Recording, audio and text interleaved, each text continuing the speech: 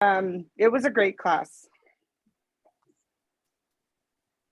Very Awesome. beneficial.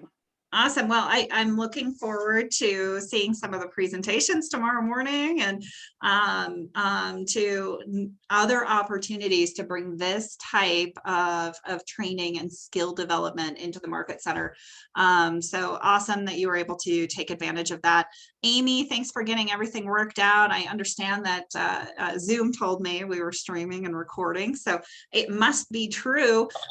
Let's dive in. I've got just a couple of quick announcements. Today, from 3 to 5 p.m. I want to see you. We are holding the office open so that our agents have an opportunity to meet and mingle and to get to know one another, and also pick up your wiper fluid. Please pick up your wiper fluid today. We can scarcely move around here. We've got so much wiper fluid. Thanks to the events committee for putting together this awesome January pop by. All of our agents are eligible to participate in these pop buys. So make sure you look for those if you haven't participated in the past. A couple of times a quarter, we either have an event or a pop by, and I know that we're working on kind of a timeline for the entire year. So we'll get that to you so that you can start planning on what is next. Hey, next week starts the Ignite series. Ignite is a program specifically designed to help you put your foundation in place in your real estate business. I love this for all agents, not just new agents, right? Ignite is kind of, it's everything you thought you were going to learn in real estate school, but you didn't, right? How to use the tools of the trade, how to build a strong database, how to prospect and market to that database, how to work with buyers and sellers in a really successful way. And over all of that, it helps you develop the habits of of building a successful real estate business. So Ignite starts next week. It's Monday, Tuesdays, and Thursdays in the morning. We're doing that live in the Market Center. It's also streamed if you're not able to attend live. Power Days, first and third Fridays of every month from 10 to 3, you have the opportunity to hop on and lead generate with your peers. Britt and I are there cheering you on, helping with scripts, doing all of those things. So we will see you next Friday, which will be the first Friday in February. Tickets are still available for Family Reunion. Family Reunion, obviously the largest convention of any real estate professionals in the world. And it is happening in February. There are still opportunities to be on site and to actually go to Orlando for Family Reunion. And if you prefer to attend digitally, or if it fits your budget better, digital tickets are on sale for just $129. It's 4 days of content. So get there in February. All right, that's what we've got coming up. You guys are probably here today because of the most recent announcement here in the Market Center. Oh, thank you, Amy. Award ceremony. It's on my list too, and I just skipped right past it. Award ceremony.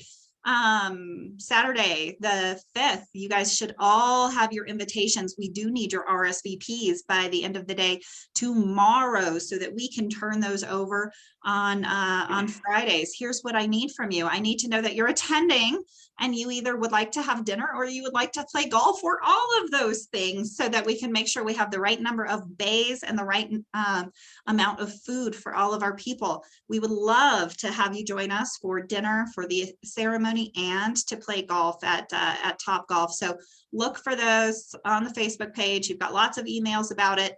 Make sure you RSVP by the end of the day tomorrow. Amy, what else did I miss?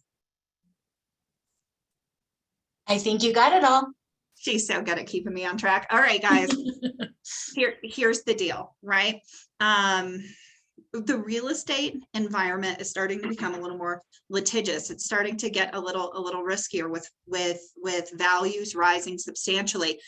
Errors and Omissions insurance coverage has changed a fair amount over the past couple of years. And this year, it's actually changed pretty substantially. Our office had a fairly significant increase in our errors and omissions policy premium this year.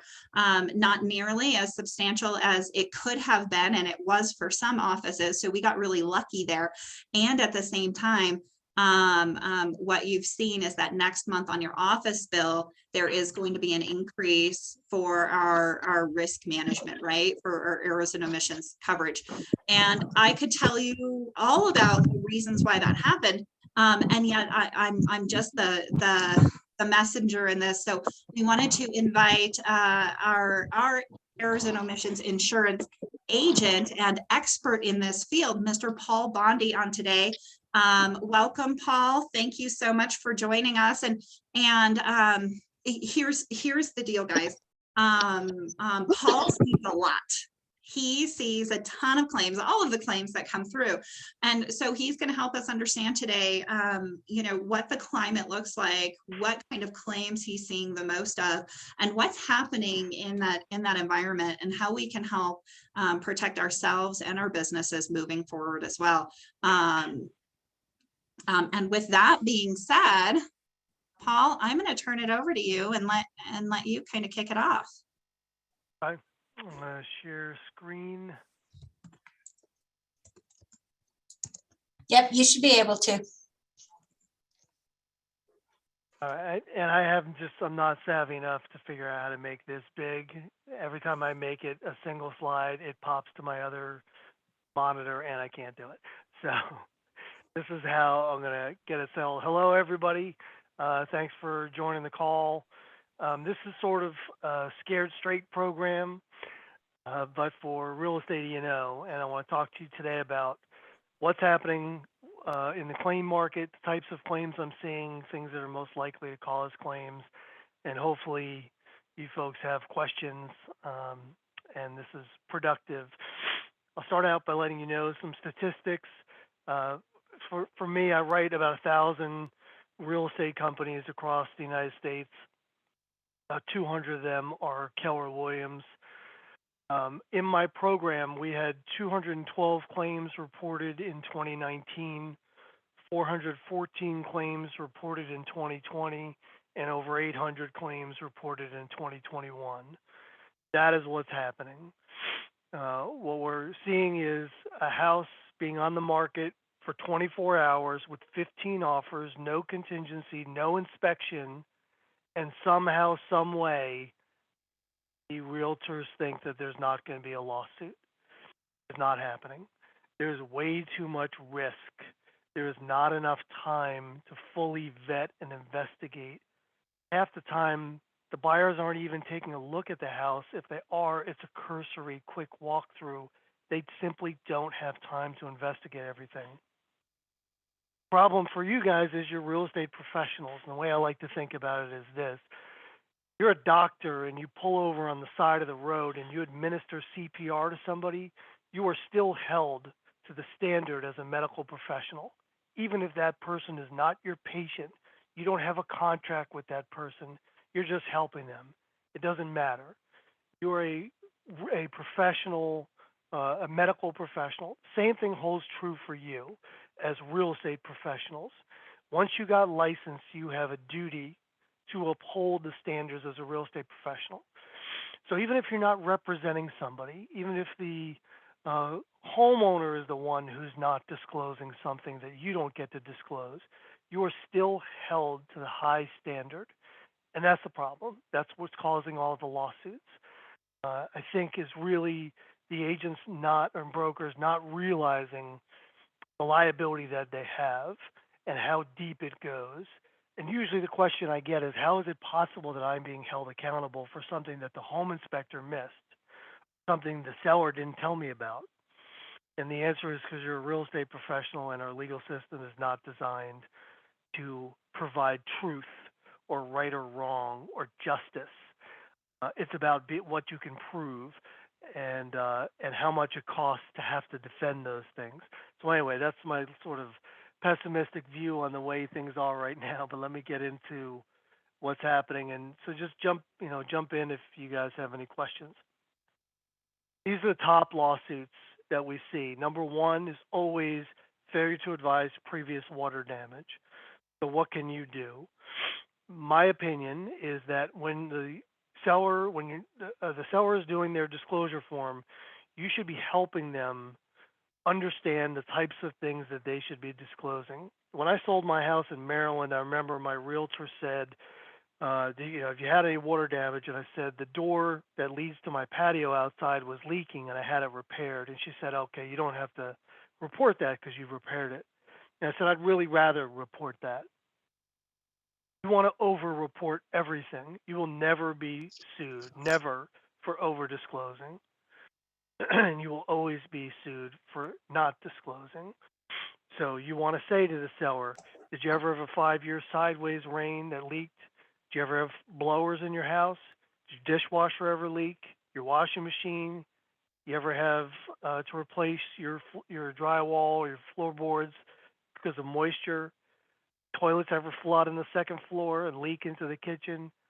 You want to get them thinking so that you can disclose these things versus, well, they didn't tell me about it and therefore I'm not responsible for it. That is never going to be the case. Please know that. You can avoid the lawsuit by making sure that your clients disclose.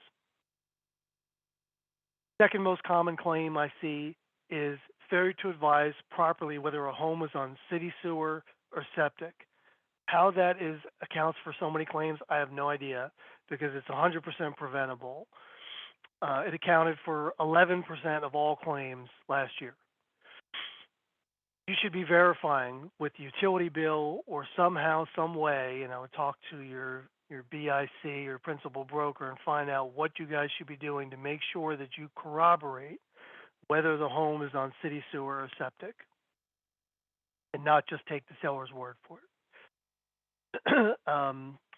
HOA assessments and permitting, I see a lot of claims where somebody did a renovation on the basement. They didn't get proper permitting for those renovations. They're listing the house as a 3-bedroom, but it technically can't be listed as a 3-bedroom. It should have been a 2-bedroom because they didn't have proper permits. You need to investigate those things and make sure that they are accurate.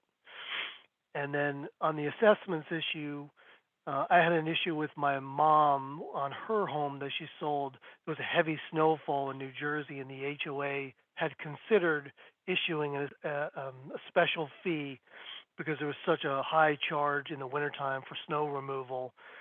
And it was something that was talked about, but it was never ruled on at the HOA board. And after my mom sold her house, a couple months later, the board decided to approve that resolution. And so the buyer sued because it wasn't disclosed. And of course, we prevailed because it wasn't known. But anything that is known, any special changes that are going to be happening with the HOA, need to disclose that.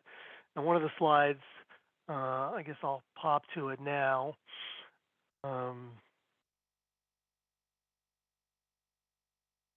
Was a claim that I had down in North Carolina where somebody wanted to buy a home to use as a golf villa for a short-term rental investment property. And so the realtor found him a great property on a golf course.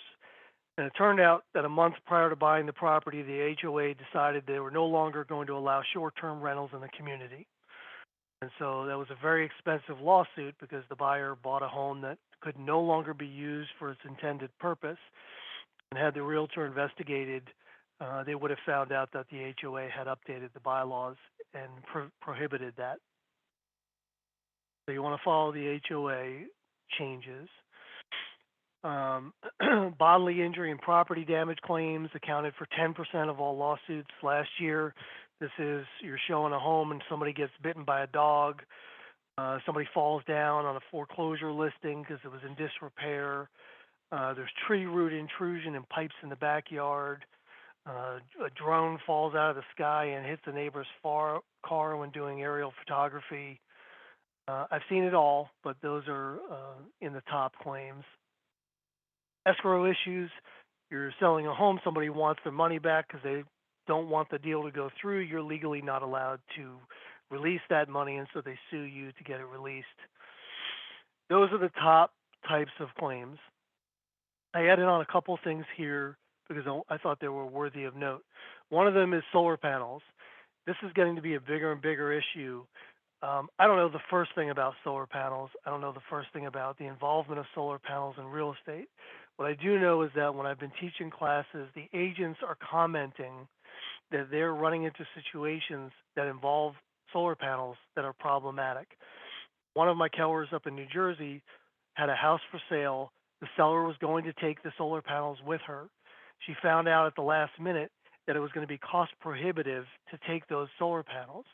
So she had to keep them in the price of the home, which brought up the price of the home. And the buyer now couldn't qualify for the loan, and the deal fell through. And they sued the Keller brokerage because that wasn't disclosed. So whenever there's solar panels in a home, you need to find out, are they owned? Are they rented? Does that rental convey? How long is it? Does the new buyer want it? Does the seller want to take it with them? What kind of solar panels are they? What do the buyers need to know about those solar panels and any kind of upkeep costs? That's important stuff. And wire fraud. Wire fraud is not covered by real estate E&O, with the exception of negligence on a wire fraud issue where you were not the breached party. Let me explain what wire fraud is. Third-party wire fraud is when you guys click on a spoof email that you shouldn't have. Somebody gains access to information about a closing. They reach out to your client, posing as you, telling the client to wire funds. That's third-party wire fraud, and it's rampant. What's covered under E&O is if the title company gets breached or somebody other than you and your company gets breached. Title company gets breached. Somebody posing as the title company reaches out to you and says, hey, can you forward these wiring instructions to your client? And you say, fine, and you do that.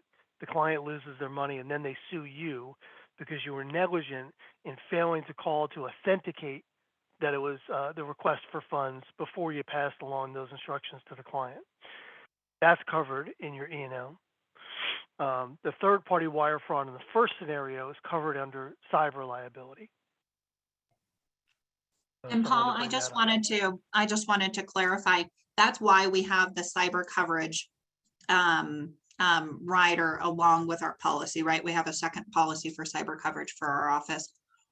Yeah, let me check and make sure. It's not a rider. It's a separate policy altogether. Yes, it is. Mm-hmm. Yeah, and you guys do have it. Yep. So it's not part of the E&O at all. Yeah, it's in addition to that because of the because of how prevalent those wire fraud situations have become. Yep. Okay, so these are the things that are most likely to get you sued. Sort of the Hall of Fame. On a per transaction basis, the number one thing that you can do that will increase the incidence of being sued is to sell for or to an attorney. So just be very mindful of that. If your client is an attorney, if your seller or the buyer is an attorney, know that they are looking for a reason to sue you. They're very good at it. They know the law. They know what you're supposed to do, and they will take advantage of it if you make any mistakes. So the hairs on the back of your neck should go up, and you should be watching everything. Everything by email, nothing phone conversation, everything corroborated, and double checking. Number two thing you can do, highest incidence, is if you buy a home to fix it up and flip it yourself. That's the second most litigious thing you could possibly do. And the reason for that is that there's an inherent conflict of interest because your goal in buying an investment property is to buy it for as little as you possibly can and sell it for as much as you can, putting into it as little as you need to. Those conflict with the buyer's wants and what the buyer needs. And so what I see all day long are claims where the buyer says, what do you mean you didn't know the AC unit had to be replaced? It was your home. You fixed it up. You had workers in that room. What do you mean you didn't see that the pipes in the wall needed to be replaced because they were copper? You pulled out all the walls when you renovated the kitchen. How did you not see that the wiring was faulty? You did repairs to the basement. You knew that roof needed to be replaced, but you didn't want to spend the money, because if you spent the money, you wouldn't have made any profit on turning that home around to flip it. All day long. That's all I say. And it doesn't matter whether it's true. It matters that it's so easy to say. And your responsibility to have known everything that's wrong in that house when you're the owner of it is enormous compared to when you're just representing a third party seller. So just be aware, if you're flipping properties, your chance of getting sued is something like 1 in 30. That's insane. A normal real estate transaction is 1 in 1,000. That's how much more litigious it is selling flip properties. Giving loans out or wholesaling, please don't ever do it. If you go, I have realtors that are going to clients saying, hey, if I fixed up your kitchen and your master bedroom, we could really get a lot of money for this house. I'll invest that money in, and then when you sell your house, you can pay me. Please don't do that. Don't wholesale. If you're going to do it, talk to your principal broker about it and have them, talk to the attorneys before you get involved in that. Intermediary, dual agency, transaction brokerage, whatever Colorado calls it, that is the next on the list of things that will get you sued. And again, it is because there is a semblance of impropriety when you are sitting across the hall from the other agent who's involved in that transaction. So the phone call I get is, really, you didn't know there were 10 other offers and that one of those offers was much higher than mine and they had an escalation clause, but I'm your client and you never told me to put an escalation clause in mine so that I could get the house? Really? You want me to believe that? This is, all day long, that's what I see. But it's easy to say that. It doesn't matter whether it happened. It matters that it's easy to say. And when it's easy to say, it's expensive to defend. And so that's what we're trying to keep ourselves out of. State sales are coming up more and more and more. The problem with the state sales are manyfold. One is that you have a grieving family, you have money that's involved in the transaction and the separation or dissolution of the estate, and you have somebody selling the home who didn't live in the home most of the time, who doesn't know all the things that may have happened, been wrong with, needed to be repaired on that property because they didn't live in it. Somebody in their family did.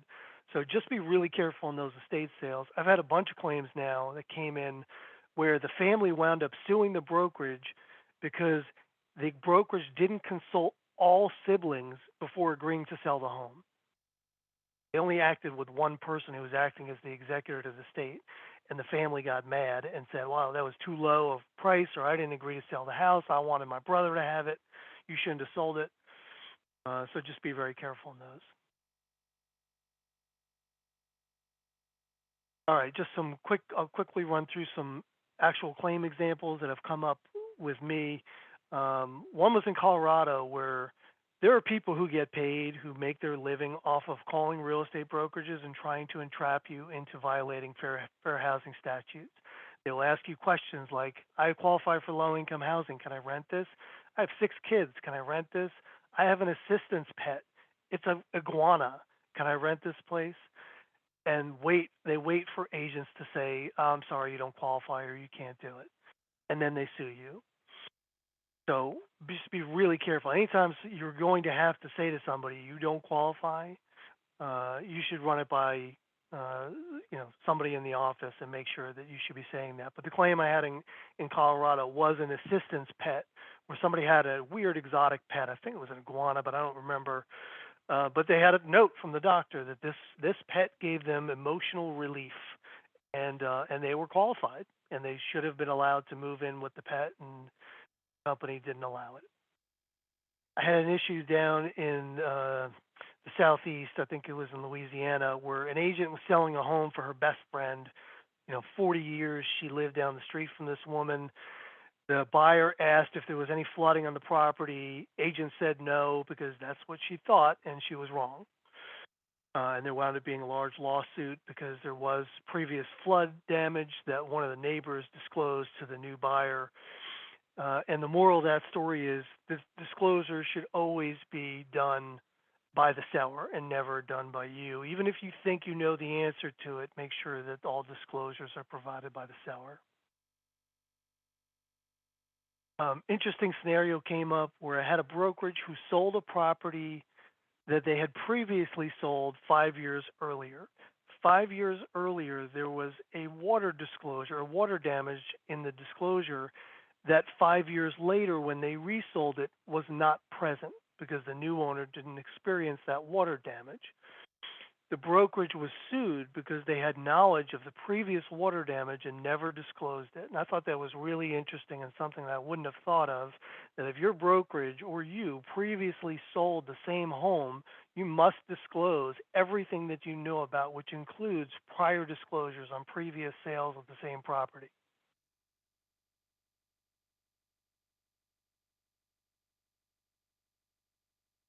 These are the things I really hope that you don't do. Wholesaling, flipping, if you have to do it, just be incredibly careful about it and run it through the PB. You shouldn't be using your team LLC in your marketing materials. You can say, I'm with the Paul Bondy team, but you don't want to say, I'm the Paul Bondy team LLC. You don't want your legal entity involved in your business card, your website, or anything else because they are not performing real estate. Your LLC is set up to collect commissions on the back end of a transaction. It does not perform real estate services. You don't want to give any clients another legal entity to drag into a lawsuit, and that entity didn't perform services and therefore is not covered. They don't do anything. The agents are covered for performing the services because they're the ones who perform real estate services. The entity is not. Let me know if anybody has any questions about that. And business brokering, just be really careful. Most of my market centers don't even do it. For those who are thinking about it, in the Keller world, most people who do commercial transactions have no idea what they're doing with commercial. They're residential brokers who had a commercial deal fall in their lap. Somebody wants to sell a Subway franchise, a hair salon, a strip mall. That's usually the garden variety agent. Some of them are experts. Barry Bounds out there in Colorado is an expert in commercial, but most of the people who do commercial and sale of businesses, it's a one-off thing that fell in their lap. The owners of businesses and the buyers of businesses are much more savvy in the purchase and sale of commercial real estate than most of the agents because most of the agents do residential. There's a lot to know and be careful of when you're doing commercial. With regard to business brokering, the policy is only going to cover the real estate portion of what I call a business opportunity or the sale of a business. It will not cover you telling them that it was going to make a lot of money and they sued you because it didn't. There was a huge case out in California where somebody sold a marijuana growing facility.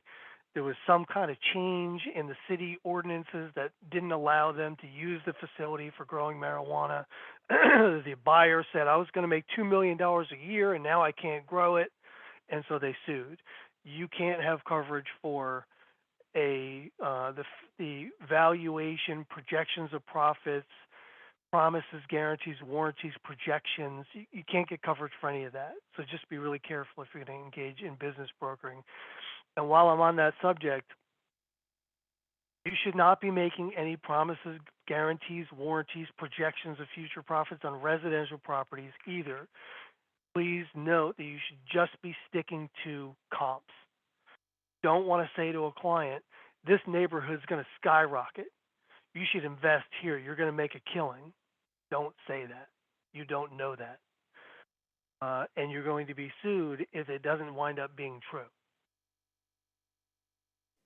Is it okay to say, or to just show the history? Historically, this is what the neighborhood's been doing, and then show the Totally. increase and say, and then just leave it open-ended for them to make their own decision then? Totally. On what that means? Give them the comps. Okay. Comps. Okay. That you can never go wrong showing them actual comps. trajectories of home prices in the neighborhood over the past few years. You just don't want to add the graph that says 22, 23, 24, where you're, superimposing what you think might happen based on the history. We don't know. We don't know, nobody knew COVID was going to hit. And when it did hit, everybody thought the real estate market was going to fall apart. Nobody thought that we were going to have the best housing market in the history of the world in the middle of a pandemic. We just don't know what's going to happen.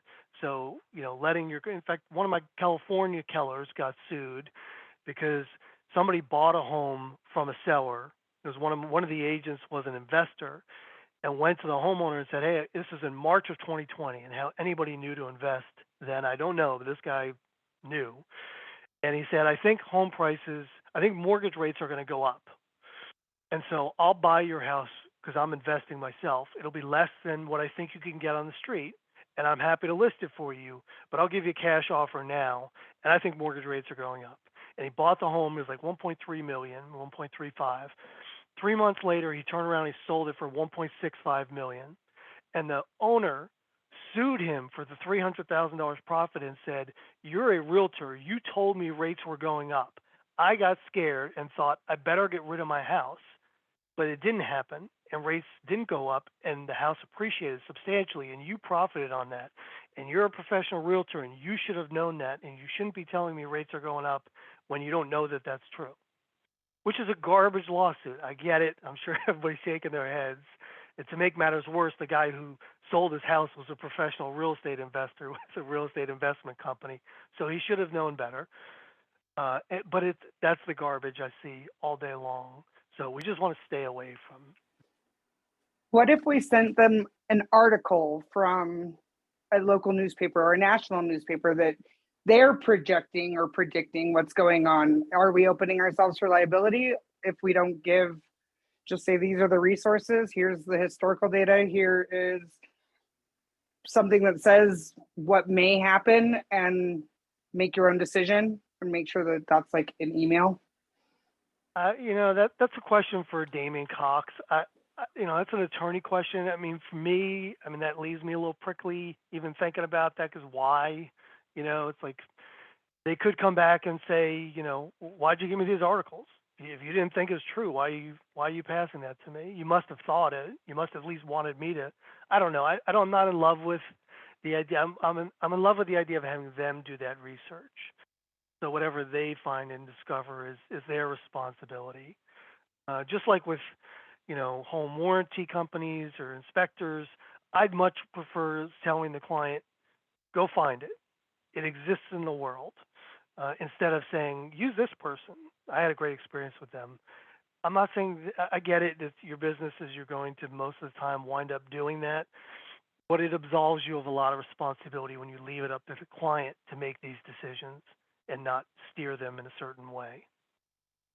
But the attorney, Damien Cox, may have a different thought on whether he thinks you should be doing that. I'm an E&O guy. All I see are claims all day long. So I take a much more cautious and pessimistic view on the environment. And that's what I get paid to do. Cool. Thank you. Sure. Couple of things I wanted you to know. Reporting. What should you report? You need to tell me or your broker or MCA or any of the executive officers anytime there is an actual lawsuit, a demand for money, a threat of a lawsuit, a complaint to DORA or another regulatory body, or something that you reasonably should expect is going to give rise to a claim. And you must report those claims or potential claims as soon as practicable. That's what the policy language says. The number one reason for claims being denied, 99% of all claim denials, are because the client knew about it and didn't report it in a timely manner. And it's a horrible thing when I have clients that have the coverage and pay good money for the coverage and then forget to call me or don't think to call me, or the agent thinks they can work it out themselves and it blows up and it's too late by the time they realize it was a problem. Please don't do that. Be cautious. If you ever have a question, call me, put it on my shoulders to say, no, you don't have to report that. I carry E&O. If I make the mistake, it's fine. If you make the mistake, you have no coverage.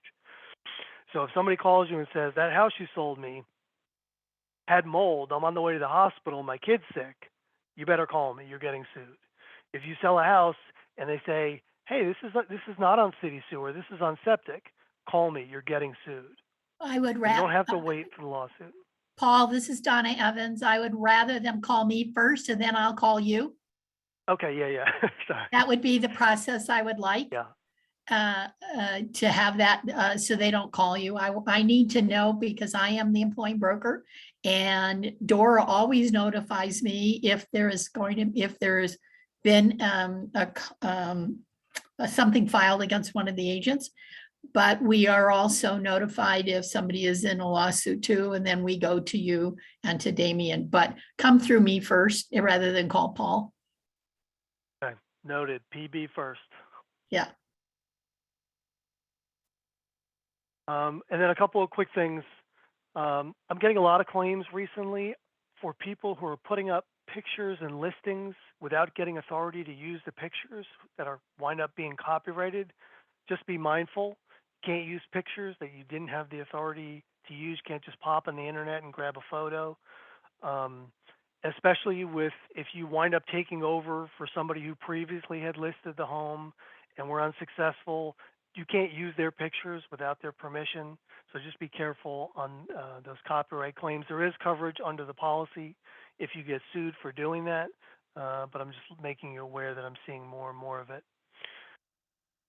There are deductible waivers in the policy. Qualify for a deductible waiver, you need a home warranty purchased or waived, inspection performed or waived, use a state, local board approved, or attorney drafted sales contract, and a seller property condition disclosure unless it is not required by state law. Those are the 4 parameters to qualify for a deductible waiver if you happen to get sued on a transaction. So home warranty or waiver, inspection or waiver, state, local board approved, or attorney drafted sales contract, seller property condition disclosure, unless not required by law. And Paul, let me Yep. make a statement. In our CTME or in DocuSign, there is a document called a buyer acknowledgement. And I would encourage all of you to get buyers that have no inspection or don't take a home warranty to get them to sign that. That way we have proof that they chose not to get their inspection or chose not to have a home warranty. And then that way, Paul, even though we might get drawn into it, that way it keeps the Paul out of it. On the agent-owned property, I just wanted to point out that there is, as much as I say I don't like the flipping stuff, I know you're going to do it. There is coverage for the sale of agent-owned property, whether it's your primary residence or investment property. There is coverage for the sale of land that you own. There's coverage for you as an agent buying property. There's coverage for selling owned commercial. There's coverage for selling property constructed or developed by a related entity. In other words, if you or your spouses are building homes that you then sell through Keller Williams, that is included as well. There's coverage for renting your own properties. You must do it all through Keller Williams in order to have coverage, so just be aware of that. So how do you prevent claims?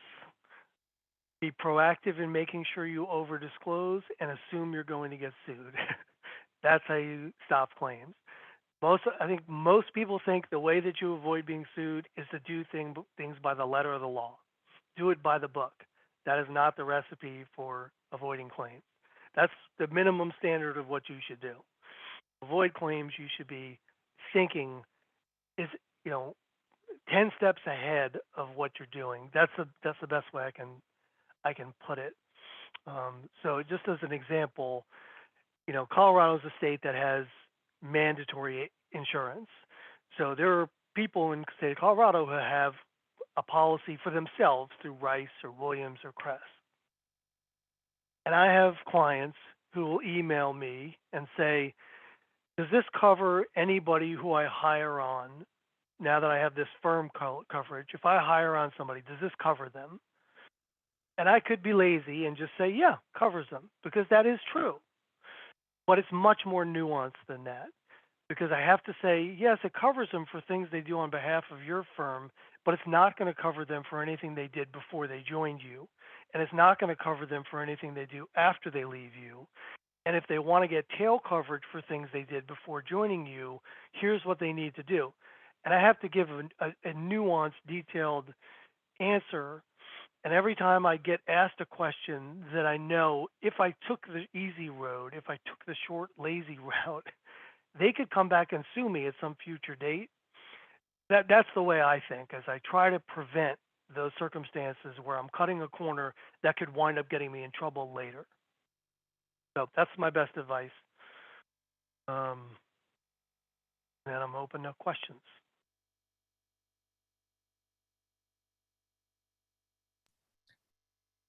I want everybody to understand, I know that because I'm the employing broker, I do say things that upset you guys.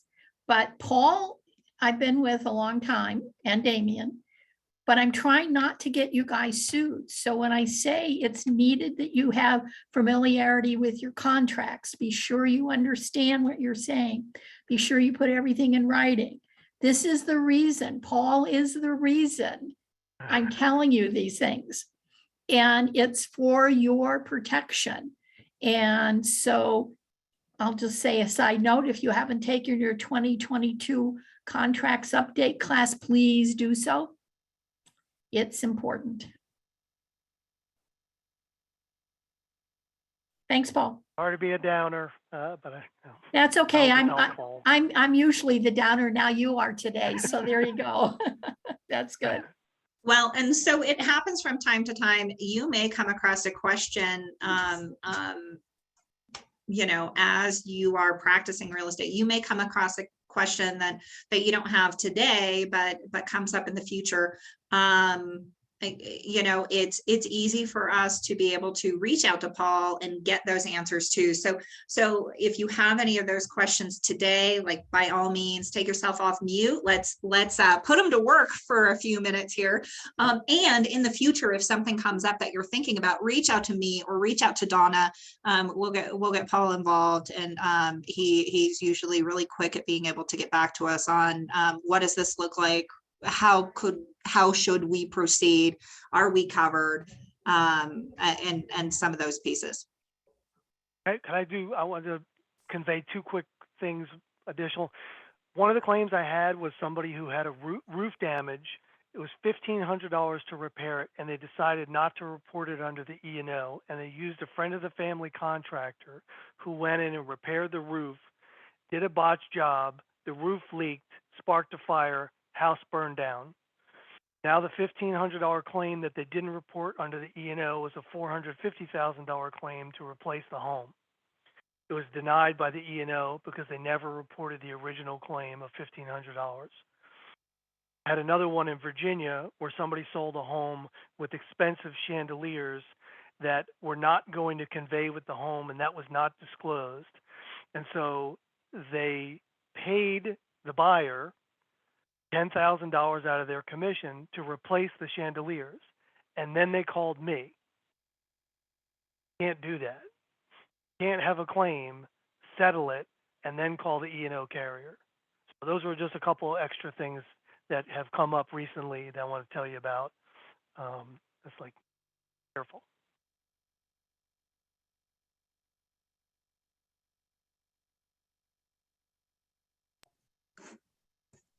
So, Paul, what we're seeing in full force right now is incredibly low inventory. Stop me if you've heard this before too. Incredibly low inventory and incredibly high buyer demand. And we are back, you know, in the middle of January to March like bidding wars. And so we're seeing a ton of that right now. Over the past 2 weeks, rampant reports of, you know, homes selling for $100,000, $150,000, $200,000 more than asking price. And I know you touched on this a bit, but when we're a realtor in a situation where we know that that's going to happen, we know that this property is going to get this kind of interest, what kind of conversations can we have with our sellers to best prepare them, and how can we help with our buyers on that front as well? I really don't know what the answer is. I would say Damien's probably a better person to reach out for an answer on that. He can probably give you a better response. I just know, on the E&O side, what the policy will cover and protect you from, but I wouldn't feel comfortable with that. So that's what I would say is if you can. I'm going to answer part of that, Anna. You have to understand that the DOJ is calling sellers to say, who told you to bid that $100,000 over? Who told you to bid that $200,000? And they're getting answers. My agent said to do that. My agent said to do that. So when you do something like that, you're opening yourself possibly to be sued. The DOJ is not user-friendly for real estate agents right now. And you have to understand, if you recommend no inspections, or you recommend bidding high above whatever, and it backfires, you could be sued. And I know people think I'm crazy, but I'm not. I am telling you that is what's happening right now. And Paul stated that they're calling on the rental side for fair housing. Well, they're calling on the agents to say things like, what do you charge? Just so they can bring you into a class action suit. So be cautious about what you give them. Put it in writing. And it cannot be your idea that they go above. You can give them information, but you have to be prepared to say, if you go up above X, it has to be your decision. I can't make it for you. And there's a huge amount of problems right now with this. Yeah, so as I was saying, well, I think I started out earlier in the presentation by saying I'm seeing claims where people are saying, you told me or you didn't tell me to put an escalation clause in my contract. Had you told me to do that, I'd have won this. So I'm seeing that. I'm seeing issues when it's an in-house transaction where you're on both sides of the deal, or somebody in your company's on both sides, that people are accusing the brokerage of not providing full transparency. They are steering one bidder to be the one to get the sale. Yeah, I mean, certainly is out there. I'm seeing more incidents of it. Have you seen any issues with coming soons yet, or a lot of them, or anything that's notable? Nothing with coming soon. What is that? Well, Paul, I'll speak to that. There is in the MLS for Colorado, at least in our metro area, there's something called clear cooperation. If you have a house coming soon, you put a sign up saying coming soon. First of all, it can only be 7 days out. Second of all, you cannot let anybody into that. Your sellers can't bring the neighbors in. Nobody can go into that house that might be possibly purchasing that unless you have all of your fellow agents going into it. The fines are very stiff. If they find that you don't do clear cooperation properly, the first fine is $2,500. The second fine is $5,000.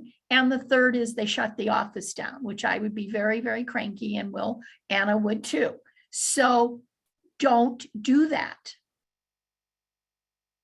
That's the same as what I hear as a pocket listing. Yes. Same, ignorance on that. about the same concept, Paul, about the same.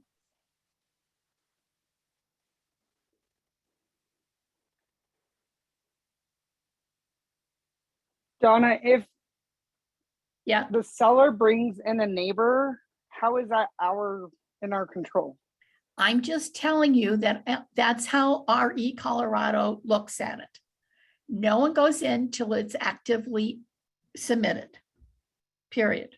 Now, You can argue all day. I'm just the messenger. So they could go in, we just can't accept any offers from them until the general public is allowed in. And then they're in the running with everyone else. That would be safe because that is out of our control, right? That If is not someone what I approaches the said. seller, That's not what I said. I said, if your seller lets somebody in and your property is going to go on the market and they let the neighbor in who might want to purchase it, it's a problem. Yeah. Just So, telling you. and my interpretation of that, Angela, is let's say your seller's in coming soon and they have a dinner party, and somebody who comes over to the dinner party decides, you know what, I might actually want to buy your house. Now, as an agent, you have to open that up to everybody because a prospective buyer has seen it. okay, right. So as long as we don't entertain anything until it's public, then they're part of everyone else, right? Well, Right. not really. I would tell you just be cautious. And you can't prevent a seller from having a dinner party who somebody wants to buy it. But once that starts having conversation, I would tell you to put your property active so you're not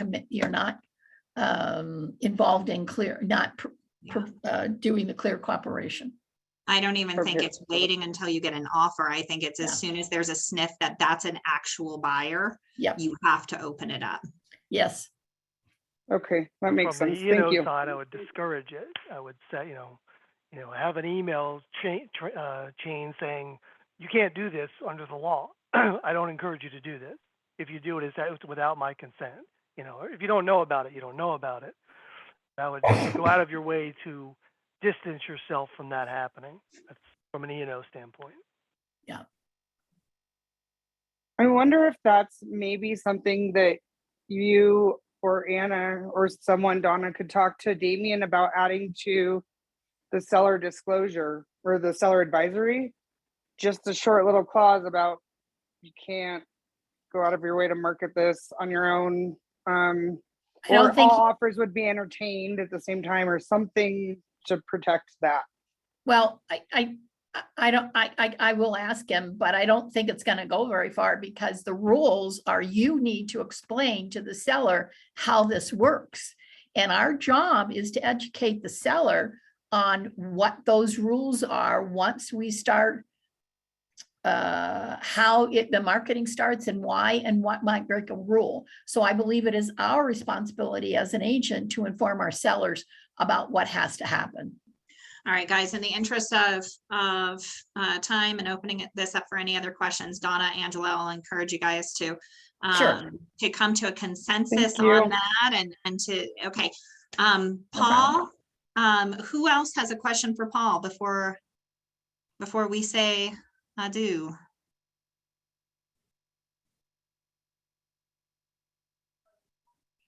Cool. So that was like a really, oh, go ahead, Nick. I was just saying, thanks for the insights. You're welcome. All right. Well, thank you so much for coming and for being our guest today. I appreciate you and your time and your expertise as always.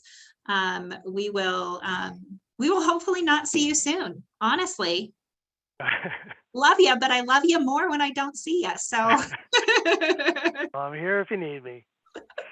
Thank you, All right, Paul. thanks everybody. It was good to see you all.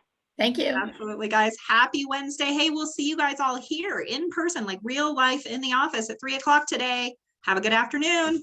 Bye. Bye.